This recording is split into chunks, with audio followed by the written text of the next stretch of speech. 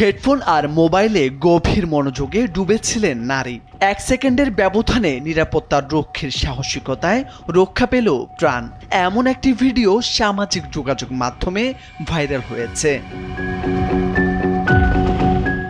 CCTV ফুটেজে দেখা গেছে পাশাপাশি দুই দিক থেকে দুটি ট্রাম যাচ্ছিল। একটি চলে যাচ্ছে, এরই মধ্যে সঙ্গে সঙ্গেই আরেকটি ট্রাম দ্রুত গতিতে আসছে।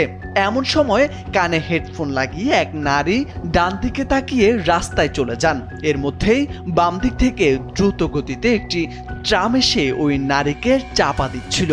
ট্রামটি ওই নারীর কাছে পৌঁছানোর একদম শেষ মুহূর্তে একজন নিরাপত্তারক্ষী সিনেমার হিরো স্টাইলে ওই নারীর হাত ধরে টান দেন, যার ফলে প্রাণে বেঁচে যান ওই নারী। গেল 14 অক্টোবর তুরস্কের কায়সেরি শহরে ঘটেছে এই সিনেমার মতো ঘটনা।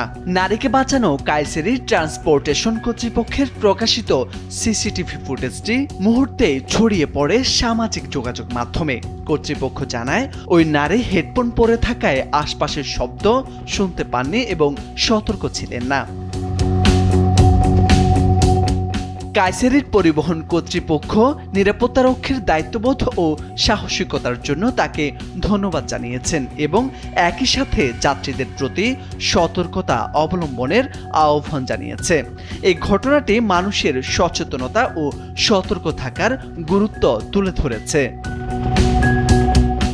মোরশেদ আলম, সময়ের আলো।